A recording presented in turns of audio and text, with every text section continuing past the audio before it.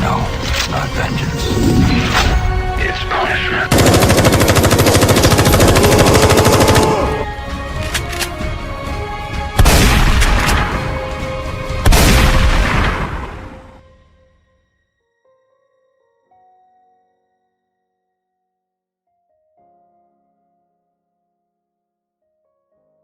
Bonjour à tous, aujourd'hui une vidéo que j'avais pas précisément prévu de faire à la base, mais au vu du nombre de nonsense, de conneries que j'entends tous les jours, d'absurdité, oh là là, la bêtise humaine, vous savez, c'est vraiment comme l'univers, ça n'a aucune limite.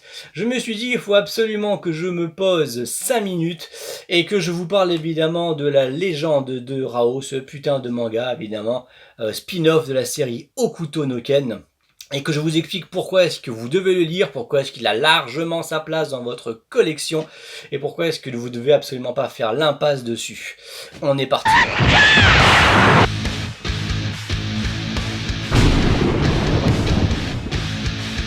Donc le premier point positif, c'est la longueur de l'histoire. Vous savez, Crunchyroll va nous sortir le spin-off en 3 tomes seulement. À savoir qu'à la base, en 2008, Asuka Edition nous l'avait sorti en 5 tomes. L'équivalent, c'est chez Crunchyroll, ça fait 1 tome et demi. Donc encore une fois, encore une force de Hokuto no Ken, vous savez, comme la série principale, c'est que c'est pas une série qui s'étire à ne plus en finir avec des rallonges, etc. Il y a un début, il y a une fin, et là on est sur vraiment un manga qui est relativement court et super condensé, également très intéressant. Deuxième point, évidemment, ça parle de Rao, les enfants, putain.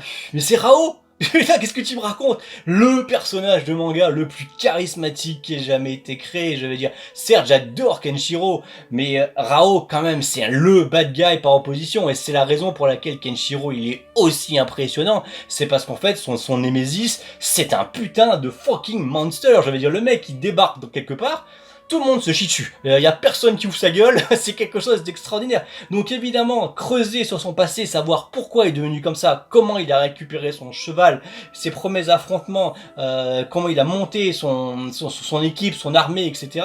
Mais ça, c'est ultra intéressant. Parce qu'évidemment, dans la série principale, on a peu de réponses à ça, et là évidemment on a quelques éléments qui nous amènent justement à comprendre pourquoi il est comme ça, pourquoi il est devenu comme ça, son but, ses motivations, et ça c'est vraiment un pur régal. Et putain, c'est fucking Rao, les enfants, merde quoi.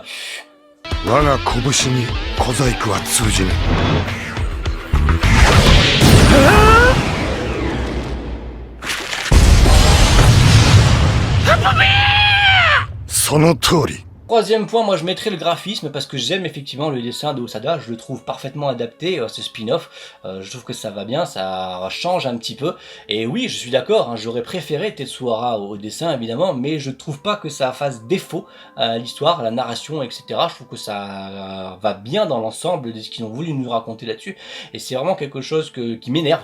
Mais vraiment à un point, vous imaginez même pas, c'est quand j'entends justement des gens me dire oui mais c'est moche, c'est pas Tetsuhara qui a fait les dessins.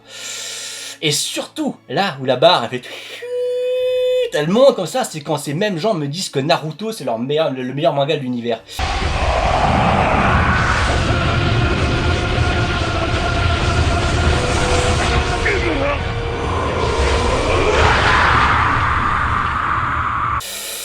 Oh là là, putain, ces gens-là, j'ai envie de les fracasser, mais quelque chose de... Parce que, excusez-moi, mais faut arrêter de faire vos fanboys à un moment donné, mais si pour vous, ça, c'est beau, je veux dire, le corps, on dirait une patate, les bras, c'est des brindilles, alors que le mec, il est même pas en mouvement, rien, il est juste assis, c'est dégueulasse. Et là, tu oses me dire que les dessins de Osada sont moches? Les gars, faut ouvrir les yeux, faut vous nettoyer le caca qu'il y a dedans, et il faut arrêter de faire le fanboy de Naruto. Naruto n'est pas le meilleur manga de l'univers, je suis désolé, hein, c'est juste le manga de ta génération, et encore c'est un manga qui est extrêmement moyen.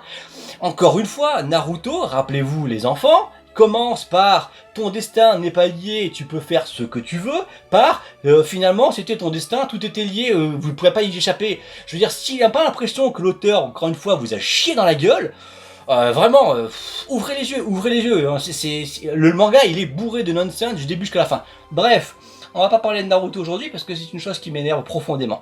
On reste sur Hokuto no Ken, donc 3, moi je mettrai évidemment le graphisme, parce qu'encore une fois, je trouve que ça passe très très bien dans ce qu'il a voulu nous faire, dans ce qu'ils ont voulu nous raconter, dans l'ensemble de l'histoire, et ça prouve, les traits sont vraiment très bien, surtout sur les scènes d'action, on a vraiment une fluidité qui est vraiment présente, et ça c'est vraiment très intéressant d'avoir changé justement, et de ne pas avoir mis Ara pour vraiment se différencier de la série principale. Quatrième point, je mettrai la qualité de l'édition chez Crunchyroll. Oui, la qualité. Si on les met côte à côte, vous savez, par rapport à l'édition Asuka, donc évidemment on a la même taille. Certes, celle-ci, évidemment, n'a pas le fond blanc, mais ça, vous savez, c'est pour rester en adéquation avec la nouvelle édition de Hokuto no Ken. Sur le côté, on a évidemment, vous voyez la différence tout de suite, mais ceci, évidemment, c'est parce que, comme je l'ai dit, c'est un tome et demi par manga. Mais là où je parle de qualité, évidemment, c'est au niveau des pages et de la qualité des pages, justement. Vous savez, du papier qui a été choisi, etc. Parce que vous savez, moi, mes mangas Hokuto no Ken, j'en prends extrêmement soin. Celui-ci date de 2008 et malheureusement, vous savez, le papier, il a commencé un petit peu à jaunir. Pourtant, vous savez que j'en prends extrêmement soin. Ils sont quasiment emballés à chaque fois que je ne m'en sers pas. Et pourtant, malheureusement, le papier commence à partir en couille. Ça se voit d'ailleurs énormément un peu plus sur le tome 2, vous voyez. Ça, je trouve que c'est dommage. Je pense que le papier utilisé chez Crunchyroll va être de meilleur, va plus tenir dans le temps. Et il y a également un deuxième point à mettre, c'est qu'en fait certaines traductions du manga ont été revues, en fait c'est les mêmes sens de phrases, mais c'est les formulations qui ont été revues, donc c'est un peu plus fidèle à la version d'origine, et ça c'est quand même intéressant à voir. Cinquième point, je mettrai le prix. Si, pourtant on parle de Crunchyroll, hein. Si. En fait, en prix métropole, on est à 15 € l'unité, donc vous allez avoir 3 tomes de disponibles, donc ça fera 45 €.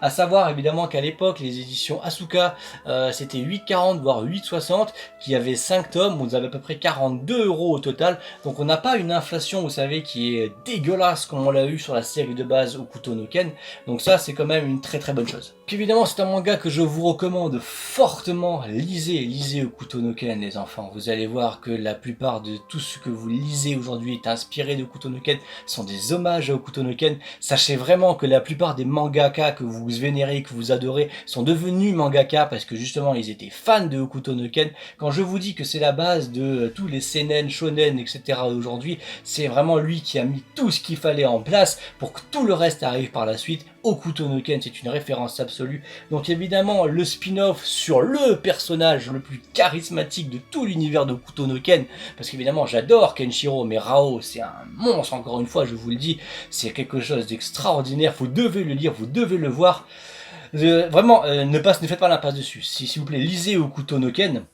Le seul truc que je pourrais mettre en défaut par rapport à cette édition, c'est le timing. Pourquoi est-ce qu'ils ont sorti ça maintenant, alors qu'en fait dans la série on est au tome 5 et que Rao vient d'arriver. Donc en fait si vous n'êtes pas du tout familiarisé avec l'univers de Hokuto no Ken, vous ne connaissez pas du tout et que vous êtes en train de découvrir Hokuto no Ken, déjà ça c'est une très bonne chose parce que vous lisez Hokuto no Ken, encore une fois je vous le dis, c'est que malheureusement si vous lisez ceci tout de suite, ça va vous spoiler sur des choses de son univers, de son background, et de ses origines, etc., de ses motivations, etc. Donc ce que je vous conseille, c'est d'attendre justement d'avoir lu la série principale au complet avant de commencer à vous attaquer au spin-off de Rao. Ça sera quand même plus intéressant. J'ai pas compris le délire de Crunchyroll, tout comme de toute façon j'ai pas compris le délire de vouloir absolument respecter les covers d'origine et de nous mettre des personnages, ici Shu, qui n'est absolument pas encore intervenu dans l'histoire, sur la cover. Je suis d'accord qu'ils ont voulu faire une cohérence par rapport au cover d'origine, mais bon, c'était le moment justement de faire autre chose de différent et de nous amener justement des covers qui correspondaient justement avec ce qui se passe dans le manga. Bref, encore un choix un petit peu bizarre, mais bon, ça reste du Hokuto no Ken, ça reste extraordinaire, ça reste bon, ça reste le plus grand manga de l'univers, à mon sens, de toute façon. Et encore une fois, lisez Hokuto no Ken, les enfants, découvrez ce putain de manga, c'est un truc de fou, vraiment un truc de fou. Merci à vous, à très bientôt.